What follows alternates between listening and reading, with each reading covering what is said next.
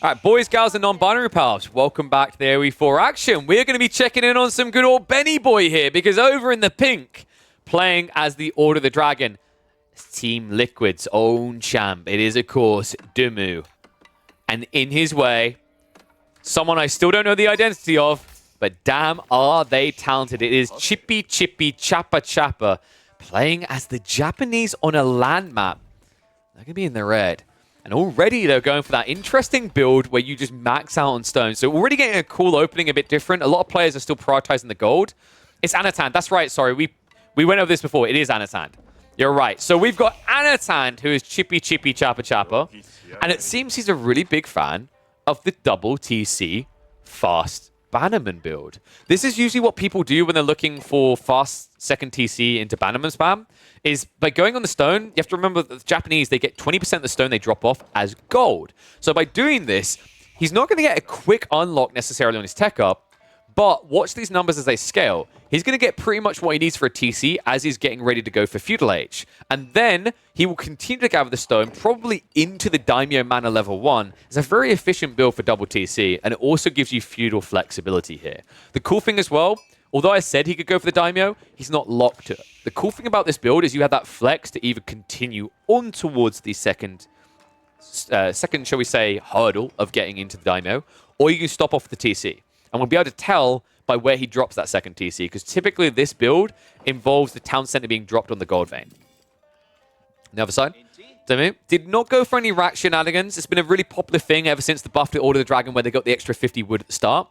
But it seems Dumu's not interested in that. I wouldn't be surprised if we're looking at, say, a 2 TC build. I know Dumu's been doing quite a few of those. And I imagine when he sees the Japanese player is also doing 2 TC, he'll feel somewhat encouraged. How's he doing the scout pattern here? It looks like fairly tame from both sides. Nothing a little bit too crazy. There is a world in which if Anatan reads this right, he might be able to sneak past and yoink all the sheep from the right side of this map. And I think, if I'm not mistaken, is Dumu about to reveal himself? He did. I imagine Anatan saw that, so he should now know that he's past the scout and he can go deeper. And if he's lucky, he might be rewarded. Oh my god, he's... jackpot! I was looking at one sheep, but he was looking at 2, so... Anatan gets a lot more sheep out of the map than Dumu does. That's him 4 sheep ahead, possibly 5 at this pace. But Dumu does at least manage to find one in the back corner to make it a little bit more even Stevens. Minework Palace is now on the way. And it looks like we are going to see him on the stone. So we could still be just getting a fast castle build when there's 3 people out here. There's no mining camp being built. This looks like this might just be an outpost. But the moment the mining camp goes down, you know you're looking at 2 TC play. And there's a great position for it actually in the corner for Dumu here. On the deer, on the gold, and on the berries. I would be surprised if he passed that one up. Outside, Crystal House is being built. And it was the Daimyo first. Interesting choice here to prioritize the Daimyo. Typically, people go for the TC. But the reason why you have to do the Daimyo first for this build, you may have noticed, doesn't actually have level 2 yet. He doesn't have feudal. So you can't build the town center. That's why this build typically involves the Daimyo, is because of how fast you get the stone while going for the tech up. Unless you want to rush up with 8 villages, it just feels always more optimal to get the Daimyo. And instead, we are now seeing a full switch. That part surprises me. I thought that this was going to be 2 TC. It looks like Anatan is actually going to lean towards a fast castle build, if anything, here. I mean, wood's being gathered, sure, but if you wanted to go for 2 TC, I think it'd be more optimal to stay on the stone with this formatting, just for the timing. This suggests that he's looking towards the gold for castle age timing, and the wood is probably going to be used for the stables. Interesting choice. Cool thing about going for this build still this way and get the Daimyo means it's going to be very efficient on the gathering rates with these farms that are going to start spawning straight away. No move out onto the berries. A little bit surprised he didn't drop this farmhouse right next to the berries. Berries is a great source of food income for the Japanese in the early game. They gather from this insanely fast when they start getting their wheelbarrow techs. In this game, however, you may notice, especially because he went on gold, which meant he wasn't getting went on stone rather, so he wasn't getting a lot of gold. We haven't got any wheelbarrow upgrades yet out of Anatan. Stable's going to be dropped. Well, is Anatan just trying to, like, flip the script every time I say what build this is going to be? Because dropping a stable this early suggests he's going to try to aggro play this, but I'm not sure why. Dumu is just doing the standard build he likes to do, right? And what I mean by that is Dumu at the moment has to be one of the most prolific two TCers in the game, I feel like. And he almost always just drops them right next to his primary. He does it with Chinese and GG, which is more understandable. But I even cast a bunch of games recently when he's playing Order of the Dragon, where he's done this exact same drop. He seems to be a very big fan of using that TC to basically create a lumber camp environment, but it also means that his villagers are kept safe in the early game. Makes a lot of sense. I think Dumu is the type of player that likes to hoard a bit more resources and unlock a timing instead of being forced to react on every flank, right? That's why I would imagine if we were to break down competitive games, Dumu more often than not chooses the boomer or the eco role as opposed to the pocket economy role, at least in the early game. Rax also added in. Anatan, man, he surprised me. I really did think we were going to get towards some sort of fast tech-up build, but this is just looking for aggro play. It's a very risky choice to make against 2TC. Against another player playing Order of the Dragon, I could see this being really smart, but against Dumu's build, I have my reservations on how much damage this will actually do. We'll see how much he wants to invest, though. Because he has gone Onabagisha, it's actually a high priority that you get Tatara. Tatara is insanely effective for Onabagisha. You have to remember that you only have 6 damage, so a +1 at this stage is a notable bump in your damage output, especially considering the insane attack speed on these units. Uma Bannerman. Was he able to find anything? It looks like he wasn't able to raid and do any damage. It's a pretty smart read, by the way, going for Uma Bannerman. This unit is basically a knight, but you can access them in Feudal Age as long as you have the Daimyo. So that's the cool build we're seeing here. This fell off, actually. This was a lot more popular, I'd say, about a month ago. There was a lot of experimentation, but Uma Bannerman spam kind of just fell off the side of a cliff in favor of the fast castle build. So cool to see him returning to this build, and cool to see this move. This is sick. Would you guys like to have a look at where the gold options are for Dumu?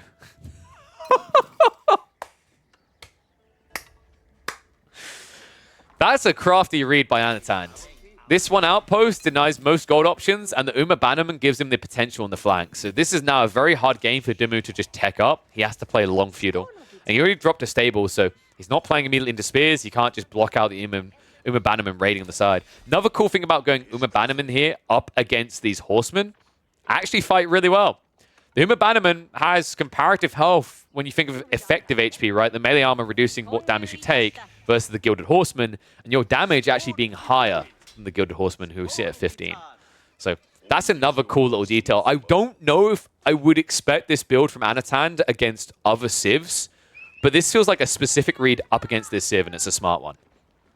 Also, just love the Onabagisha spam against the Horseman. It starts to feel more and more like he knew that the two options were either spears or horsemen, and it makes a lot of sense when you realize what his goal was. Because he blocked out the gold with his outposts, Dumu's solution to all this crap right now is actually racks with spear and men-at-arms.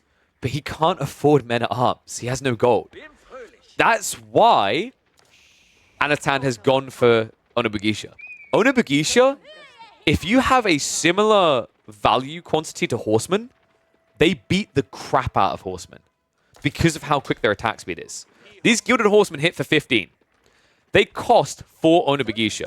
Each Onabagisha hits for 6 damage, and the attack speed difference, you may notice, Onabagisha get 2 attacks in for every 1 attack of the Horseman. And the health pool comparison, well, if you put 4 health pools of the Onabagisha into a Horseman, it's going to be an overflow. It's just a fight that you will lose with Horsemen. And the reason why I always recommend Onabagisha against Horsemen over Spears, you can mirror them and outpace them. Spearmen cannot, right? Spearmen can easily be left in the dust because of this fast 1.88 movement speed. Bagisha, by default, move at 1.5, and that's before we add in charge.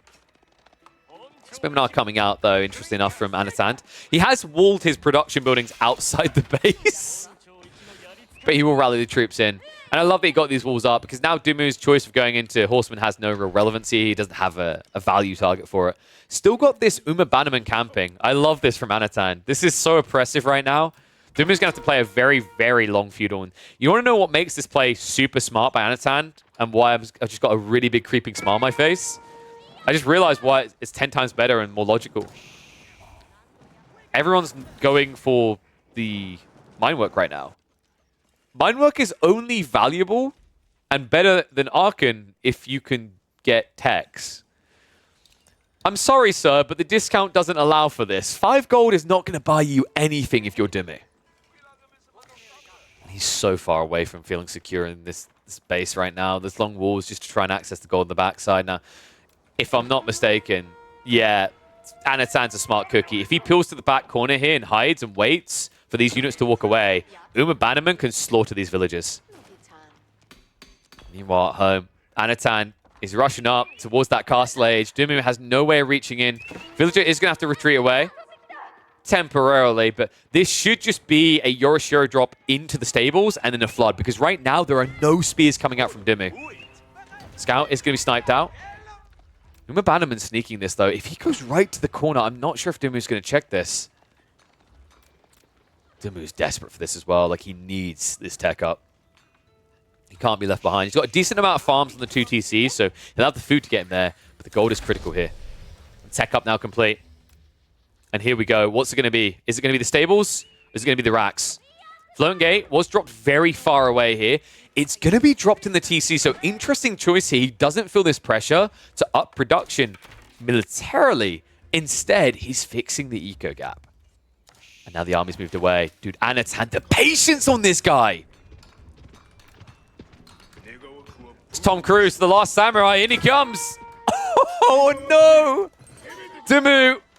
He's going to have to cut and run. Oh, that is so unfortunate. 280 gold together, but that's going to be it. He actually gets the shivs out, but that's going to be a mistake as well, because the Uma Bannerman does hit that hard. Let's keep running away. And while that's happening, the front side, army's going to start building up as infantry are on the way, and it is going to be a heavy play into Samurai.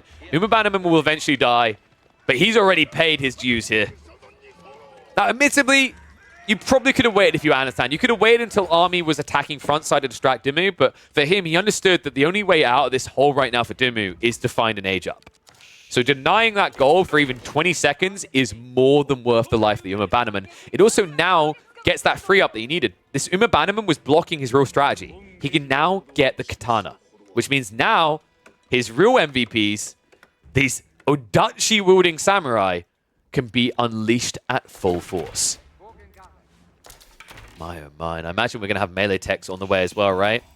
Interesting. Still no level 1 tech coming out. I think that's maybe a gap in Anatan's strat right now. It's 75 gold, 25 stone. It's totally worth the level 1 bare minimum at this stage in the game, but yet to be primed.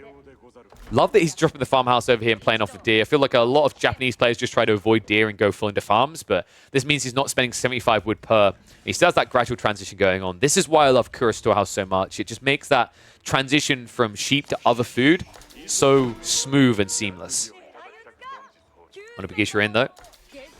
Villager's going to be idled out. Dumu's just reaching that point where he's got so much economy, but just nowhere to throw it, right? Like, he feels quite limited in the areas he can play. Relic's also being yoinked away. A great read considering the Regnitz play. In fact, this is the type of game where, with how constricted Dumu feels right now, we could easily be looking at a 3, if not 4 Relic split in favor of the Japanese.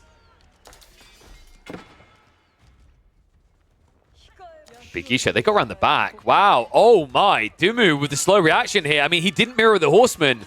So Bugisha in. And remember, these guys have no melee armor. Textiles comes through just in time. But that's once again idle time at the beginning of the tech up for Dumu. Only 323 gold to work with. He restarts pumping it into upgrades. Just about able to afford the Gilded Archer upgrade. Bugisha are going to get finished off by the 2 Gilded Archers to the backside. Shinto Priest is going to go down, but that Relic has been dragged away from Dumu's base. And that was the closest Relic to him. Samurai Waves just diving in now. And the worst thing is these Gilded Archers, they're getting stuck in melee. You cannot allow that. Dachi, they get bonus damage against infantry, which means Gilded Archers take bonus damage. They're taking a lot of it right now. I mean, it's 16 per strike. And keep in mind, these Samurai, they have got the level 2 ranged armor upgrade. So right now, these Gilded Archers not doing much damage. Last Onobugishas are getting it cleared up, but now we've got Samurai reaching over, and this is the unit that can stand here and just wail on the villagers, even with textiles, giving them 98 HP. Horseman count, meanwhile, not looking that scary. We are seeing a transition coming into Gilded Crossbowmen. This is going to be the solution to holding. I've seen this before from Dumu. It looked really strong when we watched it the other day against Numadan. Not sure if it's going to be strong enough, though, because the flexibility that Japanese have comparatively, this could still just turn into an Onobugisha spam if he sees too many crossbows. And Onobugisha completely destroy crossbows. Life doing decent damage though. Dimu so far losing 5 workers. Relic should start to be hoovered up soon. It's going to be a triple Shinto Priest coming out from Anatan. He has just got another Yorishiro to work with. Don't know where he's dropped it though. Okay, he went for the Forge play. So Forge plus the Daimyo. He has no interest in accelerating the production out of these buildings. It makes sense though. Like there's no pressure for him to do so. He has the room to build additional production. He doesn't need it condensed in one location. Where the Yorishiro always looks best is when you don't have much map to work with, right? Where you're stuck next to your starting TC. That's never been the case in this game for Anatan. He had a goal in mind very clearly, very early on. He stuck to it consistently. One relic has at least been taken back by Dimu. So great grab. It looks like he took one of the central ones. Actually, no, I think he went in the wide west, didn't he? These other ones look a bit too guarded. So Prelate is definitely not going to be getting that. Only upside for him right now is this is a slow walk. They didn't give charge. But Shinto's going to move in for this one. So rest of the relics look easily grabbable for the Japanese. This is going to be a 4 relic game. Unless Dimu can somehow pull off a miracle and sneak the east side. Not the best position to find yourself in. Regnitz with 1 relic after being kind of idled and feudal that long. It's definitely a position that's going to heavily favor the Japanese. Japanese that have now gap closed that distance between the two. Now, remember, Dimu, you have to add an extra 25% onto his eco count, but still, when you add in the fact that the relics and now also the forges with the Yorishiros, the ecos are about even Stevens.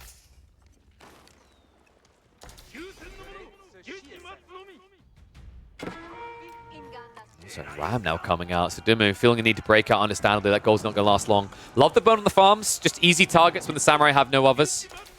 These are 75 wood each after all. And a quick back away after that. So Gilded Crossbowman now showing up. We should be seeing either a switch into cavalry, or we're just going to see him double down on infantry with Naginata. Hasn't even bothered to upgrade the Oda Bagisha, so for the time being, it's just going to be more Samurai. Funnily enough, like, with enough, you will always... I mean, that's kind of true of anything, but for the cost, Samurai actually aren't as hard countered by crossbow as other men-at-arms because of the Odachi that allows them to do 4 damage in return bonus in conjunction with the Yumi, or the Katana Aura, rather. They already hit so hard, right? They hit for 19. Normal crossbowman hits for, I think it's 21. These ones are the exception. They hit for 36, and they do have the extra tar range. I would love to see Dimu get Inspired Warriors, and that's exactly what's on the way. Coming in 20 seconds. That's going to be a huge damage boost up against these Samurai. Just needs to wait for it. Ram forcing the engagement. So he's going to try to just blunt this down. Might be forced into an awkward fight here. The men-at-arms just tanking a lot of damage on the front side of this. Has got the golden cuirass as well, so this could soak for quite a while for Dimu. Looks like it's going to be a full-fledged clash. Tire Army is going to charge in, and funnily enough, Dimu does stand his ground. Still got some melee to work with, but the crossbowmen are starting to be exposed, so you need to be careful of that. But Dimu, with the overwhelming firepower in numbers here, especially with the TC fire to assist him, it should be a pushback. The Samurai are going to be killed. Keep in mind behind this, though, Yorishiros continue to stack up. Relics, there's still 1 more to be grabbed on the side. Sacred Sites are also now being locked in, so even though it's a lot of troops being killed, Dimu needs to get out and take some sort of resource from this map. He needs it soon. That's why he's going to go back in the Ram. Gold must be gone. Yeah, he's out of gold.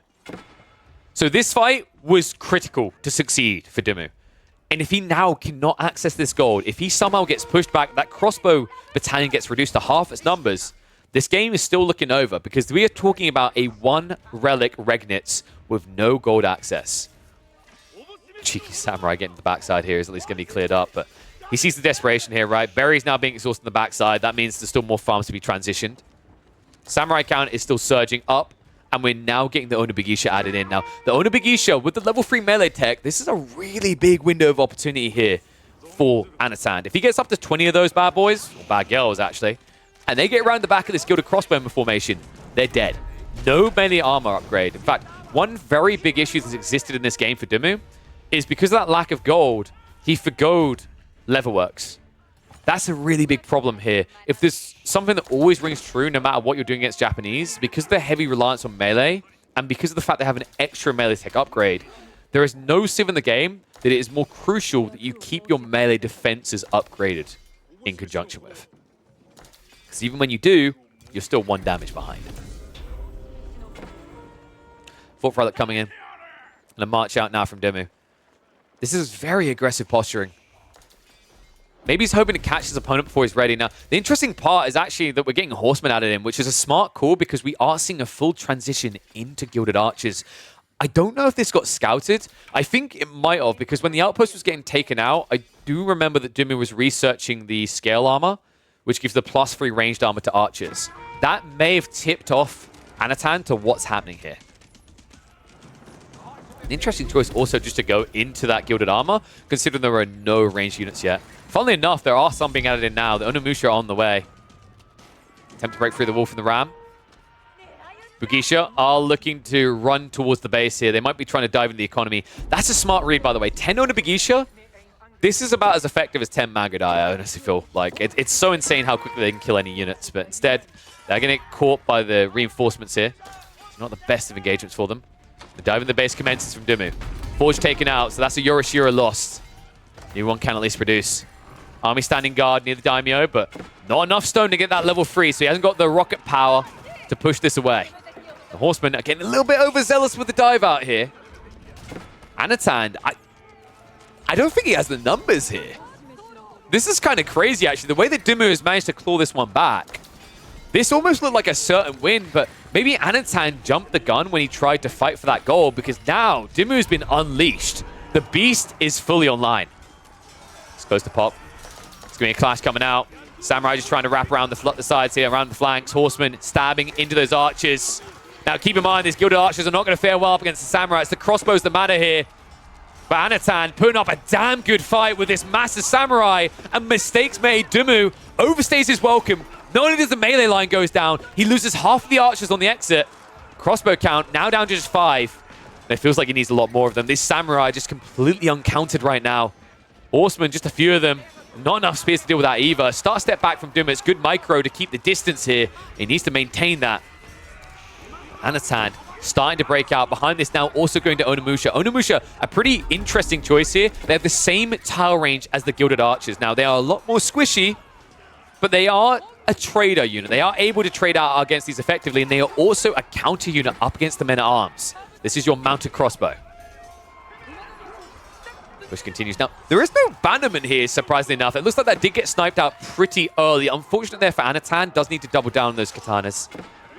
This pushback is important. Look at the timing here. The gold is being exhausted quickly, but it's not lasting long. This is all going into a reboom for Dumu. Stone on the flank is being heavily exhausted, so it seems he understands that need, that necessity to get the Daimyo level 3, the Shogunate Castle, online. Chase back successful. Anatan will take a breather. What are we going to see coming out of Dumu? I feel like he needs about 15 crossbows here, but that's a lot of military firepower, and there is horsemen showing that might make him a bit paranoid. Crossbowman is going to be the way he wins or loses this game, though. Like, you know, you're up against Samurai. The problem I do find with the Gilded Crossbowman up against Samurai is that you have this unit that is twice as effective, almost, as a normal crossbow. But that means its double damage shot is being deflected. So against Samurai, this is one of those weird matchups where Order of the Dragon kind of suffers a bit. And I think that's why we saw Dumu lean into the Gilded Archers. One, because he didn't have gold access, but two, because that is a quick way of dealing with either a switch node to Bugisha or these deflective armor shots, which can screw over the crossbow mass.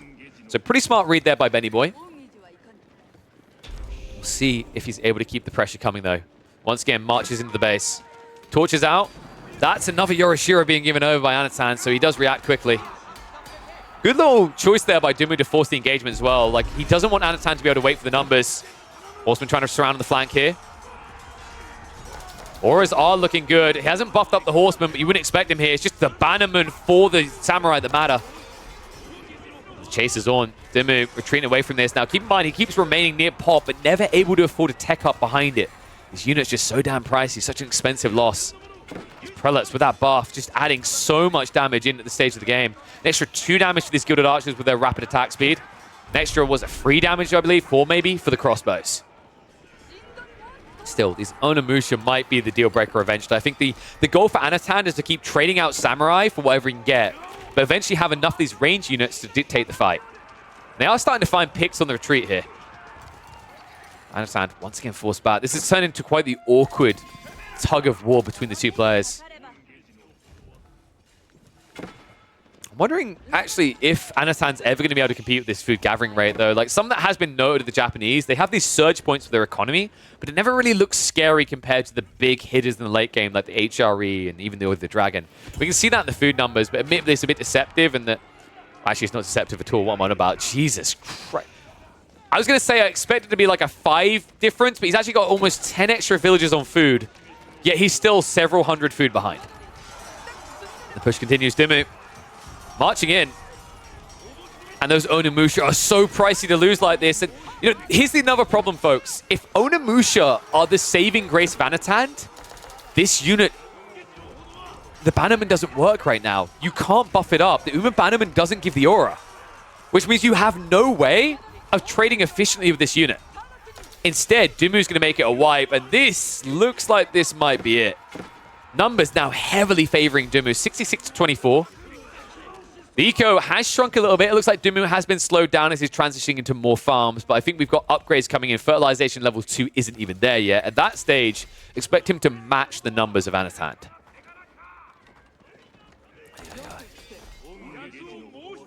We have reached that critical mass of crossbows, haven't we? This is a problem because Onimusha just don't count the Gilded Crossbows. The problem with Onimusha is against normal crossbows, they have the extra 0.5 tower range. Against Gilded Crossbows, they have minus 0.5 tower range, rather. So you just die. Someone might be wondering, is this not the type of game where you drop a castle to protect yourself? That'd be great if Japanese didn't have to wait until Imperial Age for castles. Also, keep in mind, this is his production, folks. His production that just dies when it spawns. He has to fight in this area, and Dimmu knows it. That's why he keeps forcing it. Good, Crossbow's going to back up. Decent number of samurai. Needs a few units to tank on the front side. These Golden Cuirass men-at-arms are super effective at this stage. With 30% reduction in damage when they're below the threshold, they're absorbing a lot of shots, even from the Odachi samurai. That's what's buying him time for these trade-outs. I'm still just not seeing anything that suggests that we're going to see a turnaround so far. Not to be a negative Nelly, but I'm not really sure what you build to get out of this rut. I think if you ever have to rely on Onimusha long-term as the Japanese, the plan kind of falls apart. Because unless you can raid, if you have to take a direct fight, you're, as I said, trading poorly. Right? This unit right here with this damage should be getting about an extra 2 damage each from Bannerman. That Bannerman effect doesn't work. In fact, you can... Oh, man. I feel for him now. You can see he's perplexed by this. There's a reason he just built 2 Yumi, folks. It's because the Uma Bannerman isn't working, rather. So he's built the Yumi Bannerman, the Archer Bannerman, to see if that works as well, and it doesn't. I don't think Anatan... I mean, maybe he knew, but he's just like, I might as well try anyway. Because there's no way he was going to mass Yumi here. Yumi just have way too low damage to do any damage in these fights. So the goal was just to try and get these Onimusha buffed up, but there's simply no way to do that in this game. I feel like the writing's on the wall here. And this is kind of a really big predicament right now with the Japanese. It's why you're seeing everyone just either play the fast castle stable spam or just rely heavily on samurai. You can't play ranged because if you go into the archery ranges, Yumi don't work and Onimusha are bugged. So good luck winning games like this. Anatan couldn't. That hurts as well, man. Anatan's early game strat looked really good. I think he looked strong. Maybe a bit overzealous on his early dive, but whenever you reach this stage in the game, I think civs that are relying on men-at-arms spam, where they get better trades, or where they have units that are good range units, that's where I think you're going to see Japanese fall apart. Gilded Crossbowmen are pretty strong. I think that they've been slept on. I've even said I think Gilded Archers are better, but I think we're starting to see more Gilded Crossbowmen, and they're shining through. That extra tower range that allows them to just annihilate you is a problem. And people asking about the bug, what's happening right now is the Onimusha do not receive any attack damage increase from the Bannerman aura. So originally they were given the Yumi Bannerman aura, but it was decided that that didn't make sense because Yumi archers move too slow for Onimusha.